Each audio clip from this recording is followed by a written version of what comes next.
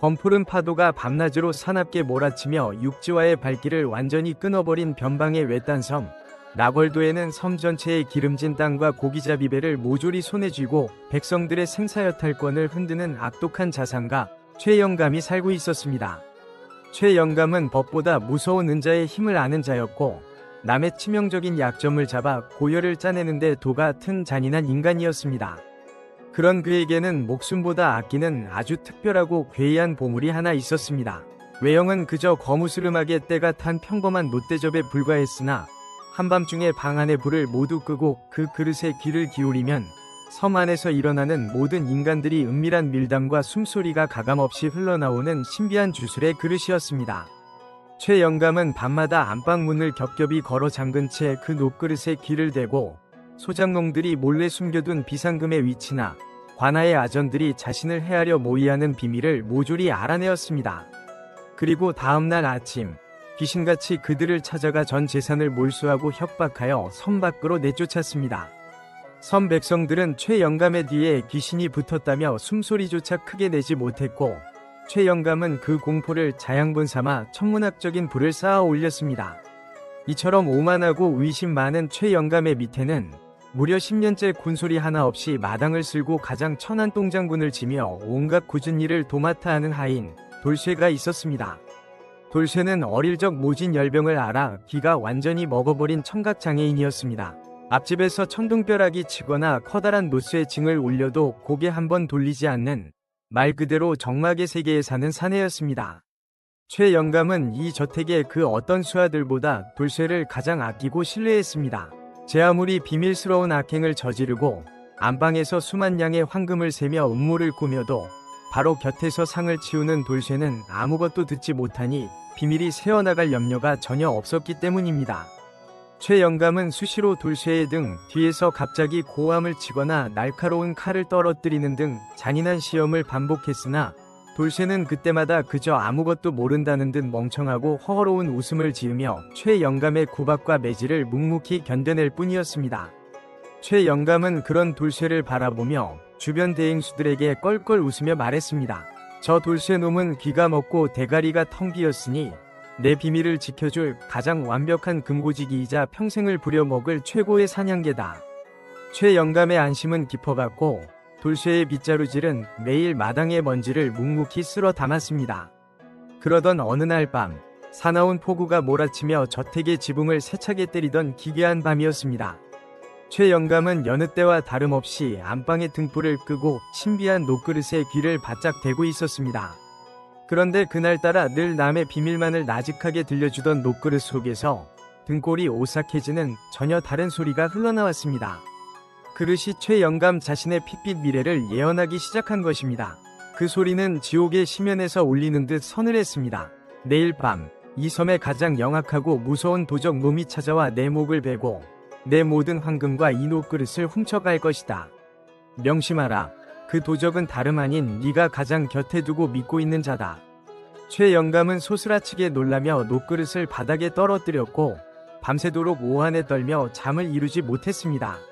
내가 가장 믿고 있는 자라니 설마 나와 함께 수십 년간 대행수를 지내며 상단을 이끈 동업자들인가? 아니면 내 뒷돈을 받고 비밀을 지켜주던 관아의 현감인가?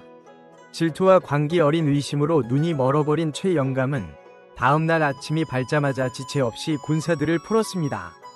그는 저택의 모든 비서와 오랜 행수들 그리고 호위무사들까지 모조리 영모의 누명을 씌워 무자비하게 숙청하고 거친 파도 속으로 내쫓아 버렸습니다.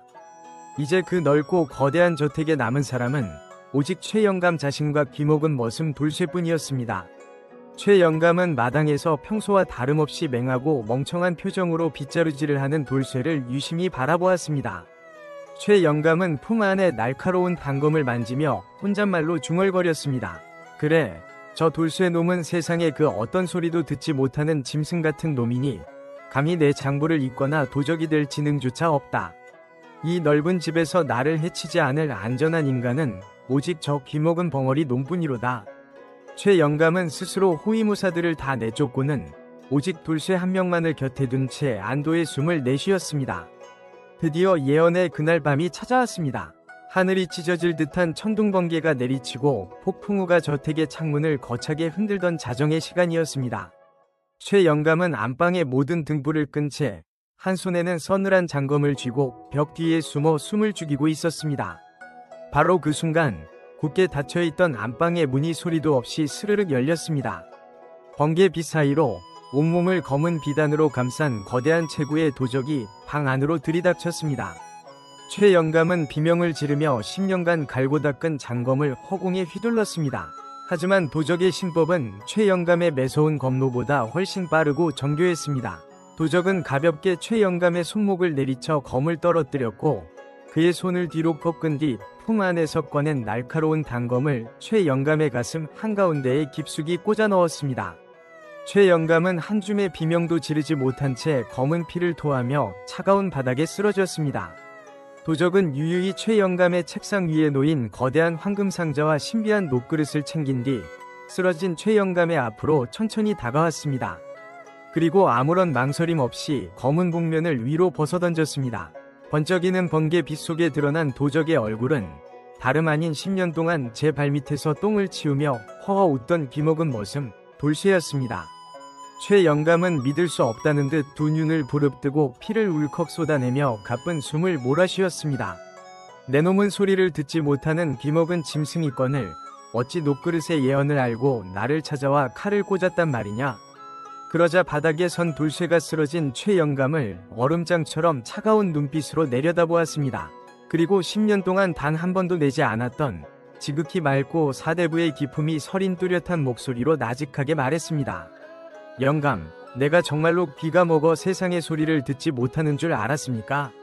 사실 돌쇠는 단 한 번도 귀가 먹은 적이 없었습니다. 돌쇠는 10년 전 최 영감의 비열한 사기와 위조장부에 속아 전 재산을 빼앗기고 억울하게 관아의 형틀에서 죽어간 나궐도 원래의 지주, 몰락한 양반 가문이 유일한 핏줄이었습니다.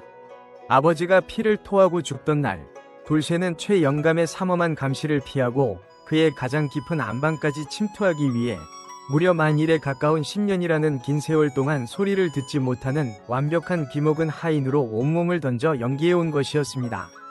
돌쇠는 최 영감이 방 안에서 장부를 보며 중얼거리는 소리, 은자를 숨기는 벽면의 비밀 손잡이 소리, 그리고 다른 백성들을 파멸시키려 모의하던 악독한 음모를 모조리 다 자신의 귀로 듣고 머릿속에 장부로 기록해두고 있었습니다. 최 영감은 온몸에 피가 역류하는 분노로 부르르 떨며 마지막 죽음의 숨을 쥐어짜냈습니다.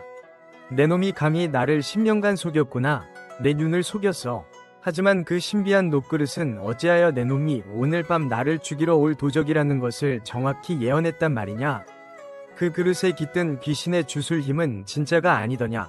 최 영감은 자신이 믿었던 유일한 초자연적인 권능마저 부정당할까 두려워 소리쳤습니다. 돌쇠는 방 한구석에 있던 녹그릇을 집어들고 최 영감의 얼굴을 향해 비웃으며 그릇을 뒤집어 보였습니다. 이 미련하고 탐욕스러운 영감탱이야. 이 평범한 녹그릇이 정말로 귀신의 소리를 들려주는 천하의 보물인 줄 알았습니까? 이 그릇은 그냥 내가 10년 전 한양의 노전에서 은자 2냥을 주고 구해온 안쪽으로 소리가 크게 반사되도록 특수하게 깎아 만든 평범한 구리 대접일 뿐입니다. 진실은 최 영감의 마지막 남은 이성을 산산조각 낼 만큼 장혹했습니다. 녹그릇에서 흘러나왔던 수많은 섬 백성들의 은밀한 비밀은 귀신이 들려준 주술이 아니었습니다. 낮 동안 벙어리 행세를 하며 섬 전역의 주막과 저작거리를 돌아다니며 백성들의 사소한 소문과 비밀 정보를 수집한 돌쇠가 매일 밤 최 영감이 잠들기 전 그의 안방 바로 밑바닥을 지나가는 지하 온돌 통풍구 구멍에 대고 대나무관을 연결하여 비밀스럽게 읊어대던 돌쇠의 자신의 목소리였습니다. 최 영감은 지난 10년 동안 자신이 가장 천하게 여기고 때렸던 하인 돌쇠가 대나무관 너머로 들려주는 목소리를 귀신의 신탁이라 믿으며 꼭두각시처럼 춤을 추었던 꼴이었습니다. 그리고 어젯밤 녹그릇에서 흘러나왔던 무서운 도적의 예언 역시 최 영감의 위심이 극에 달했음을 간파한 돌쇠가 최 영감을 완전히 미치게 만들어 그를 지켜주던 주변의 모든 호위무사들을 스스로 내쫓고 홀로 고립되게 만들려고 꾸며낸 마지막 거대한 거짓말이었습니다. 최 영감은 자신이 귀신을 부린 영웅이 아니라 자신이 가장 무시했던 하인의 입방정에 놀아나 스스로 사지의 덫으로 걸어 들어왔다는 부끄러운 진실을 깨닫고 극심한 억울함과 절망 속에서 두 눈을 뒤집은 채 숨을 거두었습니다. 돌쇠는 최영감이 숨을 거두자마자 그가 백성들의 고열을 짜내어 모아두었던 안방벽 뒤에 모든 황금괴짝과 빼앗긴 토지 문서들을 모조리 챙겼습니다. 그리고 다음날 아침 사나운 폭풍우가 거치고 찬란한 태양이 떠오르자 그 모든 재산을 평생 고통받던 섬의 가난한 소작농들과 백성들에게 한 치위 오차도 없이 공평하게 나누어 주었습니다. 섬을 지배하던 악독한 절대 권력과 공포의 주술이 흔적도 없이 사라진 그 자리에 마침내 정직한 이웃들의 따뜻한 웃음소리와 해방의 노랫소리가 가득 차게 만들었습니다. 남을 철저하게 감시하고 타인의 아픔을 이용해 부를 쌓으려던 자는 결국 자신이 믿고 싶어하는 허상의 소리와 탐욕이 만든 가짜 예언의 소가 가장 비참하고 독단적으로 파멸한다는 시대를 관통하는 서늘하고도 묵직한 이야기였습니다.